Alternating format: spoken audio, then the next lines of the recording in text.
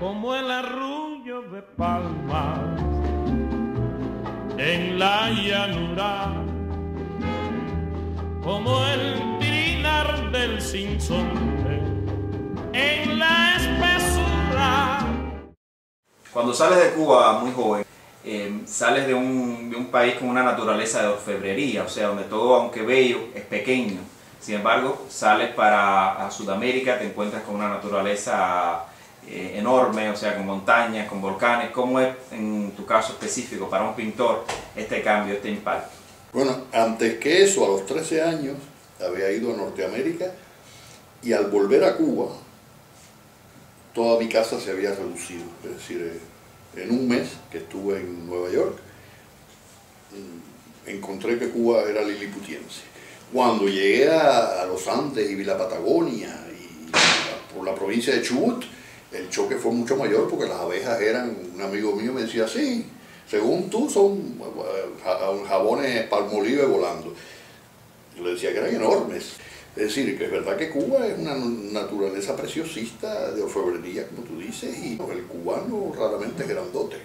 Hay una preciosidad escultórica de los cuerpos cubanos, ¿no? Cuba está dibujada y es menos escultórica que América del Sur y que América del Norte. Cuando tú ves las grandes distancias, Canadá me aterró aquellas extensiones inmensas de pinos del mismo árbol, miles de kilómetros del mismo árbol. Es decir, en Cuba, en un jardín se encuentran 7 especies de plantas diferentes, ¿no? Todo eso, la variedad la variedad enorme y la fineza del dibujo.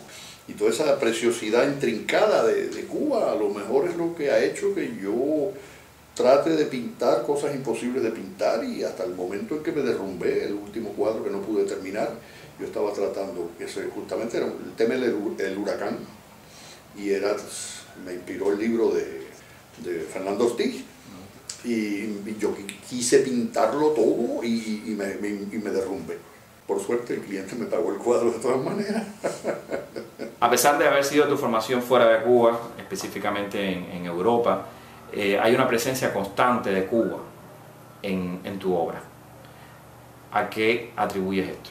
Yo creo que para un artista la formación es a nivel de la percepción y el sentimiento, y eso sucede en la pequeña infancia. O sea que yo salí de Cuba formado.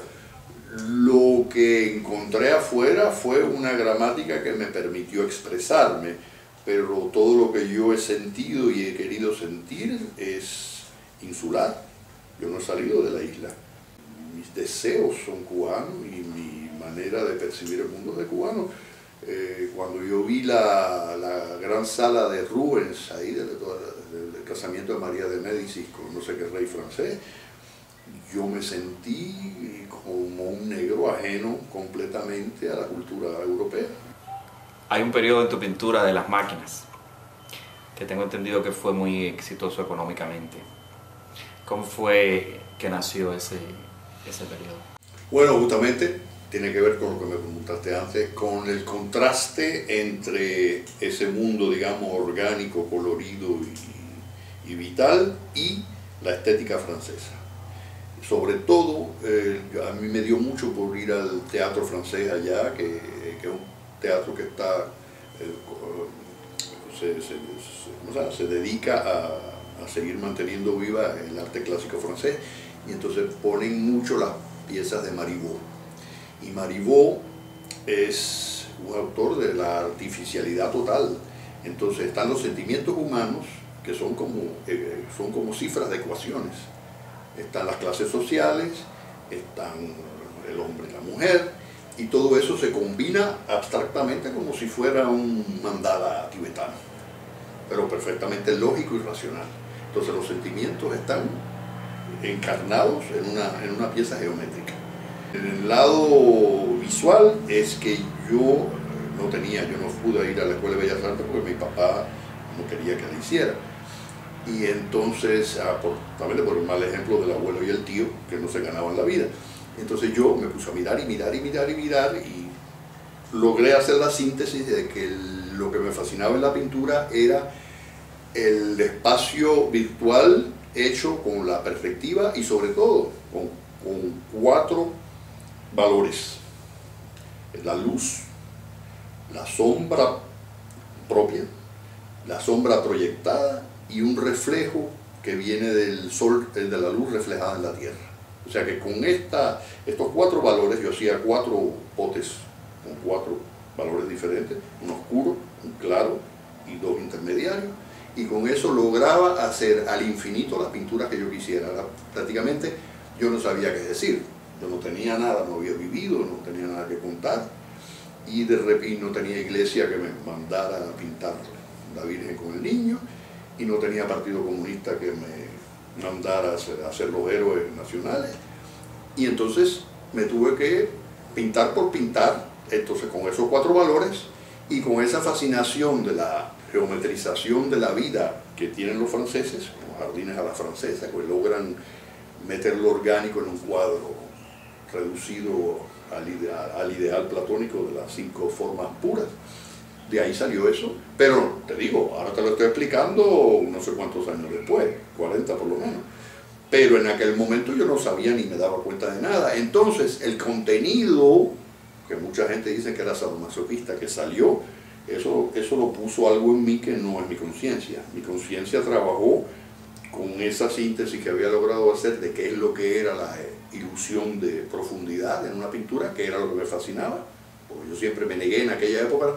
La abstracción imponía de una manera dictatorial que la tela era plana y que no había que tratar de hacer ilusión de profundidad, que eso ya se había abolido. Yo, por espíritu de contradicción a lo mejor, o porque de verdad me parece que la esencia del arte es la ficción, yo quise justamente hacer de la pintura un puro efecto de ficción. En mi caso personal, por lo que he visto, hay pintores que ni siquiera han leído, ¿sabes?, ni el Malillo, no han leído nada, sin embargo son excelentes pintores. A mí me parece que responde a otro tipo de percepción de la realidad, a una cosa más sensorial. ¿Y qué tendrías que decirme de esto? Mira, respecto a eso, el que lo puso mejor es Severo Sanduí, y que un día hablábamos de este tema, y con su gracia habitual, él me espetó de una manera agresiva. Él era muy amigo de Feito, el pintor español. Y entonces me dijo: mira, Feito y tú, ustedes los pintores, son unas cocineras gallegas. Los únicos intelectuales somos nosotros, los escritores. La literatura tiene que ver con el sentido, y la pintura con el sentir. Y puede vehicular ideas, y puede vehicular pensamientos, pero no es lo suyo. No es lo suyo. Lo de la pintura es el gozo inmediato de la percepción, el placer. Es una cuestión de placer inmediato, pero tiene que pasar por un oficio para el que la hace. Entonces, placer diferido para el pintor y placer inmediato para el espectador, ¿no? Tu obra, hay una fascinación por lo erótico, obvia, y también por lo macabro. O sea, en los libros incluso que te llamaban la atención, estaba pensando en este de Néstor, El estrangulador de la calle Flyer, y otros más. Hay una fascinación por lo macabro, por lo erótico. ¿No crees que esto que lo veían en tu pintura tiene razón? Mira, sí, para ir a la raíz de la cosa, para buscar de dónde viene todo eso, me acabo de acordar, hablando con Reinaldo, que la lectura de La naturaleza de las cosas de Lucrecio, Tito Lucrecio Caro, que fue el que transmitió la filosofía de Epicuro, que trata es una especie de síntesis del materialismo antiguo, ¿no?, Demócrito y Epicuro, en forma poética. Ese libro me impactó violentamente porque pinta al mundo de una manera mecánica, excluye lo divino, y es un mundo puramente mecánico. Y eso coincide con la obra de Sade y de Lamétrie, que hizo el hombre máquina en el siglo XVIII con la filosofía francesa del siglo de las luces. Esas dos cosas me gustaron porque expresaban lo que yo sentía. Lo que yo sentía es lo que sufrí y gocé, no seamos hipócritas. de haber sido criado dentro del sistema machista cubano. Yo veía a las mujeres sufrir, los hombres hacer sufrir, ni hablemos de los homosexuales, y todo eso era como una máquina, y la naturaleza era como una máquina. Y cuando me llevaban a ver, yo soy de La Víbora, me crié en La Víbora hasta los 17 años, estaba la línea del tren, y cuando yo veía aquella locomotora y los émbolos entrando en huecos, y la grasa amarilla desbordando, y cuando veía al caballo sobre la yegua, en el campo, cuando íbamos a Matanzas, a San Miguel de los Baños, funcionando como esa locomotora, y cuando luego más tarde leí a Lucrecio, yo me acordé de todo eso, y en efecto la visión mecanicista del mundo que cosifica al ser vivo es lo que expresaba Sartre también. Es decir, es la violencia inherente a las relaciones fisiológicas entre el hombre y la mujer.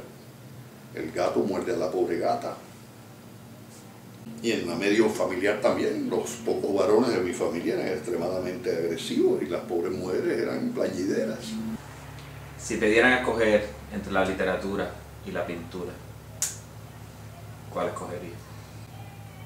La literatura. ¿Por qué? Porque me parece que somos seres de palabra, que la palabra nos determina. En realidad nuestra realidad es la palabra. No es lo que percibimos ni lo que sentimos, es lo que comunicamos entre nosotros. Creamos un mundo, ahí de nuevo, un espacio artificial. Y eso me parece que es lo más maravilloso, que sería la ópera sin drama, sin texto, ¿no? El gran arte, el arte total, que lo que trataron de hacer los europeos con la ópera, que es palabra, casamiento, palabra y música, no las puedes disociar. Yo creo que soy pintor porque nací en una familia donde estaba la semilla de la pintura y porque la primera cosa seria que vi fue pintura. No había manera de oír música. Y la literatura me cayó en las manos, creo, la biblioteca del abuelo también. Homero, Valmiki, Ramayana, las grandes obras de mi abuelo tenían un gusto de una persona muy cultivada y entonces me vinieron juntas. Yo no puedo, mira, con Severo hablábamos mucho de eso. No es posible disociar la palabra de la pintura, la pulsante en un cuadro, ¿no? También, que es Arcadia Ego, ¿no? Es literatura y pintura, pintura ut poiesis, ¿no? Ir a la pintura a través de la poesía, ir a la poesía a través de la pintura. No se puede separar. Los chinos nunca la separaron. Somos nosotros que tenemos la manía de analizar, de hacer dicotomías. En realidad, el mundo es global y el arte es global. ¿Por qué escoger? Para mí, la palabra hablada está por encima de la escrita. Que cuando uno escribe ya seca la palabra. Lo que me gusta es me gusta hablar. Como escribir cuesta trabajo, me parece menos interesante. Y pintar cuesta trabajo. Y mirar, no. Entonces me gusta más mirar y me gusta más hablar. No es por pereza, es por principio de placer. Ya hay tanta dificultad en el mundo y el mundo moderno, supuestamente con la tecnología que ha sido hecha para facilitarnos la vida, en realidad nos la complica en cierta forma. Y tenemos que readaptarnos de nuevo a poder gozar dentro de un mundo que es cada vez más maquinístico, es más máquina. Y ahora con la electrónica más, porque antes eran las máquinas simples, físicas, ahora son máquinas electrónicas. Y entonces, y los descubrimientos de la neuropsicología, que eso me afecta mucho porque parecerían conducir a la conclusión de que no somos libres. Y ahí volvemos al materialismo de Demócrito y Epicuro. Y entonces, si es verdad que la libertad es una ilusión, estamos equivocándonos desde hace 200 años, y es mucho tiempo.